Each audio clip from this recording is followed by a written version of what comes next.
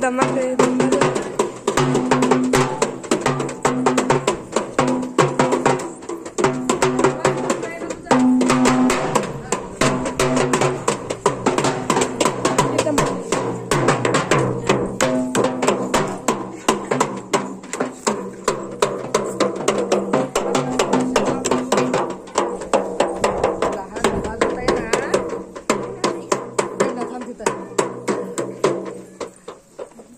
जोडी जोडीनं असं थाटा जोडी तुमची. सुस्वागतम.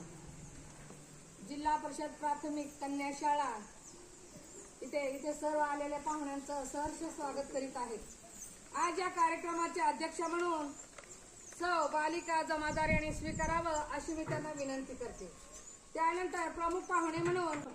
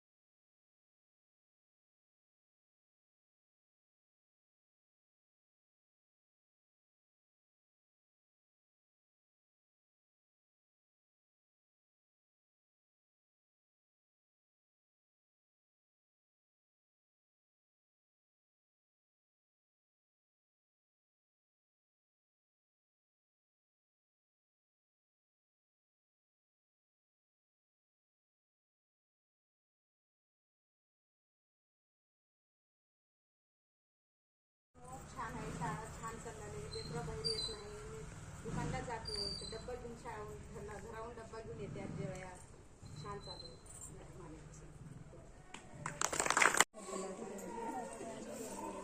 बालिका दिन आपण साजरा करत आहोत.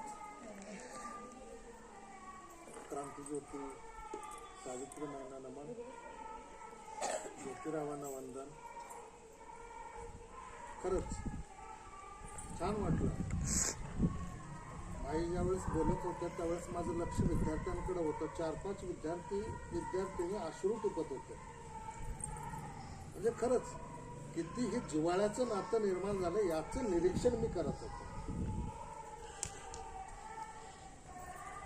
माणसाच्या आयुष्यामध्ये प्रत्येक टप्प्यामध्ये एक गुरु भेटतो.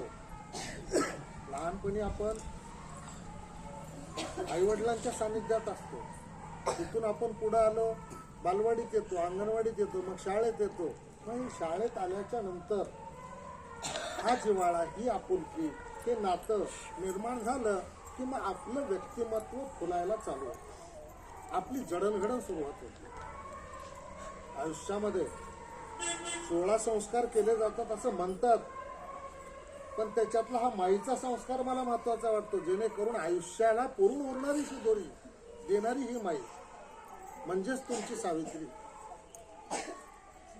जीवनामध्ये या फोटोची पूजा करण्यापेक्षा अशी महान दैवत जर आपल्याला लाभली, या आयुष्यातल्या खऱ्या सावित्रीने हे खरे ज्योती तुम्हाला लाभलेले. कारण 1831चा जन्म, त्याच्यानंतर भिडेवाड्यात शाळेची सुरुवात, त्या काळामध्ये मुलींना प्रगल्भ करण्याचं, मुलींना घरातून बाहेर आणून शिक्षणाचं दूध पाजण्याचं काम ज्योतिराव आणि सावित्रीने केलं. पण आज अशाही परिस्थितीत 7वीपर्यंत शाळा आहेत, ज्योती सावित्री दोघंच आहेत, तरीही निष्ठेनं, तन्मयतेनं, प्रामाणिकपणे तुम्हाला सगळं म्हणजे वात्सल्यपूर्ण ज्ञान देऊन एक आईची माया, एक वडिलांचा जिव्हाळा, एक आपुलकीचं नातं असं मला या ठिकाणी बघायला मिळालं. खरंच म्हणजे आनंद वाटला मला. कारण अशा परिस्थितीमध्ये 101 लेकरं आहेत आणि 2च शिक्षक आहेत, तरी तग धरून आहेत ते इथं. तुम्हाला प्रत्येक ज्ञानामृताचा डोस पाजण्यात ते कुठंच कमी पडत नाही. काल मी 3-3:30 वाजता प्रत्यक्ष म्हणजे सहज मध्ये आलो, त्यावेळेस देखील तिची चुणूक मला लागली की मला वाटलं मी इथे एखादी शिक्षिका आहे आणि सगळे वर्ग व्यवस्थित आहेत. ते असतील 4-5 तरी शिक्षक इथे असतील, सगळं बिसालन दिसतंय व्यवस्थित, अशी धारणा मध्ये आल्याच्या नंतर झाली. आणि प्रत्यक्ष बघतो तर माई एकट्यात, ज्योतिराव कामानिमित्त निलंगा. तर असं हे प्रेमाचं नातं, आपुलकीचं नातं तुमच्या प्रती असं भविष्यामध्ये कधी निर्माण होईल सांगता येत नाही. पण सध्याच्या वर्तमानामध्ये हे जे दोघं आहेत हे खरंच म्हणजे तुम्हाला सावित्रीबाई फुले आणि महात्मा ज्योतिराव फुल्यासारखे हे आज तुमच्यामध्ये उपलब्ध आहेत. आणि त्यांचा जो ज्ञानाचा हा जो ठेवा आहे तो तुम्ही घेत आहात.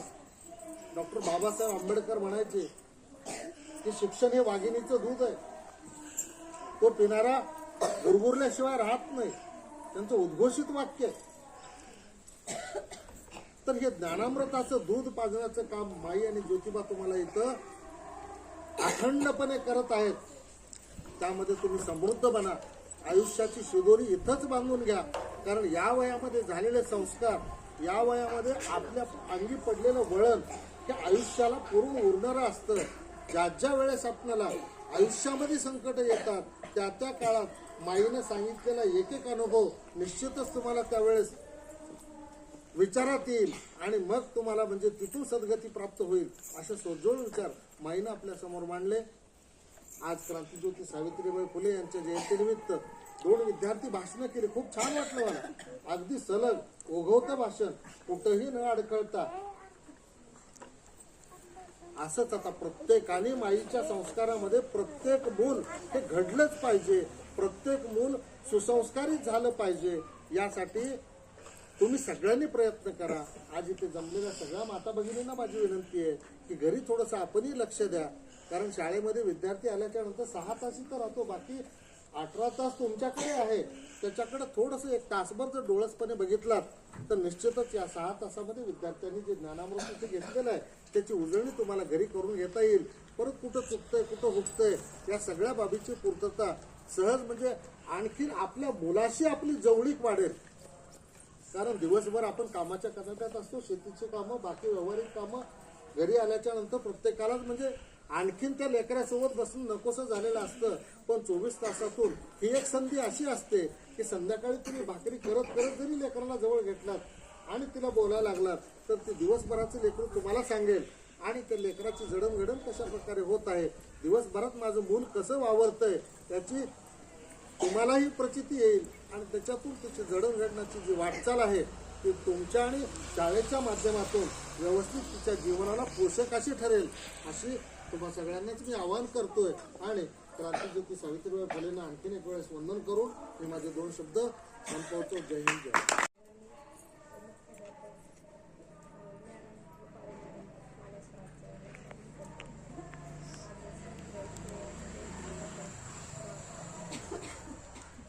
शाळेपासून मॅडमने खूप मुलींना शिक्षण दिले, छान व्यवस्थित काही पण छान करतात शाळेत, सगळी व्यवस्थित माहिती मिळते. मुली पण खूप हुशार झालेल्या आहेत, गॅदरिंग व्यवस्थित घेतात, मुलींना शिक्षणाबद्दल आढावा देतात, स्वच्छता पण छान आहे. सावित्रीबाई फुले यांचा कार्यक्रम खूपच छान झालेला आहे. काल एका दिवसात आपण तयारी केलो आणि इतका छान कार्यक्रम होईल असं मलाही वाटलं नव्हतं. कारण कालच भाषणाची सुरुवात, कालच दिलेलं सकाळी भाषण आणि दिवसभरात त्यांना रात्र झोपायचीच नाही म्हणलं. तर दोन्हीही मुलींनी, कारण मला माहित होतं की या 2 मुली पाठ करणारच म्हणून त्या 2च मुलीला दिलेलं होतं.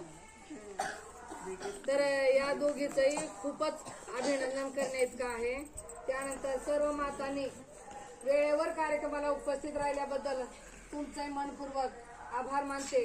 त्यानंतर आपल्या शाळेतील पंचायत सरांचा आभार मानते, मेंढुळाप्पाचा आभार मानते. त्यानंतर सर्व इथं उपस्थित असलेल्या सर्व माझ्या मुली अगदी शांततेनं कार्यक्रम ऐकत होतो त्याबद्दल तुम्हा सर्व मुलींचं गोड आभार. का तर नवीन वर्षाची सुरुवात झालेली आहे आणि नवीन वर्ष आता अभ्यासाचा आहे आपल्याला आणि त्यासाठी तुम्हाला गोड शुभेच्छा आहे. आणि हा कार्यक्रम कारण मातांना काम असल्यामुळं त्यांना घाई आहे म्हणून आपण इथं आपला ओझरचा कार्यक्रम इथंच थांबित आहोत. जय हिंद, जय महाराष्ट्र.